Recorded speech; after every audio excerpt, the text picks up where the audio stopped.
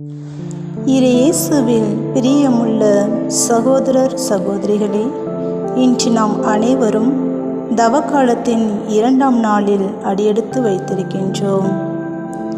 இன்றைய நற்செய்தியின் வாசகத்தின் வழியாக நமக்கு கூறப்படும் சிந்தனை துளிகள். இயேசு தனது துன்பம், பாடுகள், மரணம் மற்றும் 3ஆம் நாள் உயிர்த்தெழுதலை பற்றி முன்னறிவிக்கின்றார். தன்னை பின்பற்ற விரும்புபவர்கள் தன்னலம் துறந்து தங்கள் சிலுவையை நாள்தோறும் சுமந்து அவரை பின்பற்ற வேண்டும் என்று கூறுகிறார். இங்கு கூறப்படும் மிக முக்கிய 5 கருத்துக்கள் என்னவென்றால்: 1. துன்பங்கள் வழியாக மீட்பு. 2. தன்னலத்தை துறத்தல். 3. அனுதினமும் சிலுவையை சுமத்தல். 4. உயிரை இழத்தலும் பெறுதலும். 5. ஆன்மாவின் மதிப்பு.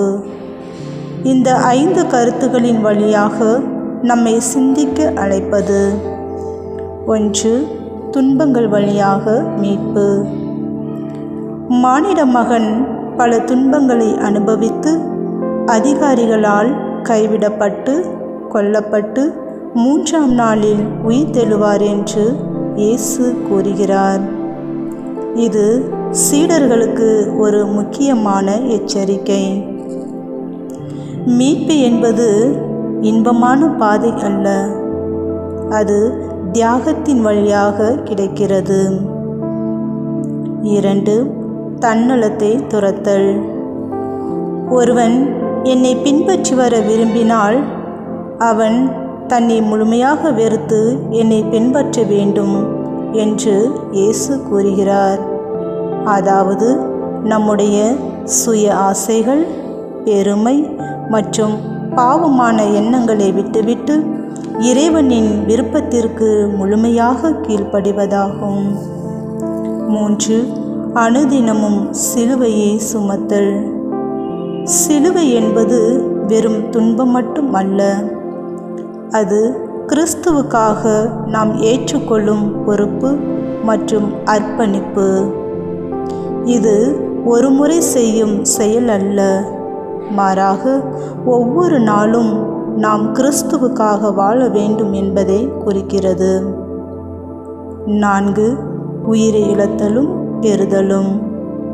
இன்பங்களுக்காகவும் தன் புகழுக்காகவும் வாழ்பவன் தன் உண்மையான நித்திய வாழ்வை இழக்கிறான். ஆனால் கிறிஸ்துவுக்காகவும் நற்செய்திக்காகவும் தன் வாழ்வை அர்ப்பணிப்பவன் அழியாத வாழ்வை பெறுகிறான்.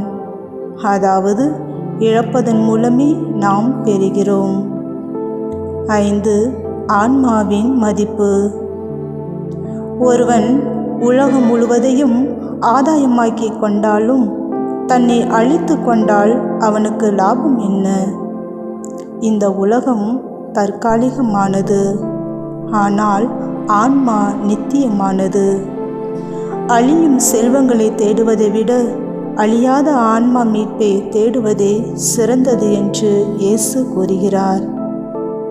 ஆகவே அன்பு நிறைந்த சகோதரர் சகோதரிகளே, இயேசுவோடு ஒன்றிணைய அவருடைய பாடுகளிலும் அவருடைய மரணத்திலும் நாம் பங்கு பெற நம்முடைய சுய ஆசைகள், தேவையில்லாத தேடல்கள், விருப்பங்கள் ஆகியவற்றிற்கு இடம் போடாமல் உண்மையான சீடத்துவ வாழ்வை வாழ, வாழ்வில் வருகின்ற சுமைகளை இறை திட்டத்திற்காக ஏற்றுக்கொண்டு பிற நலம் கருதி வாழ்பவர்களாக வாழ முயற்சி செய்வோம்.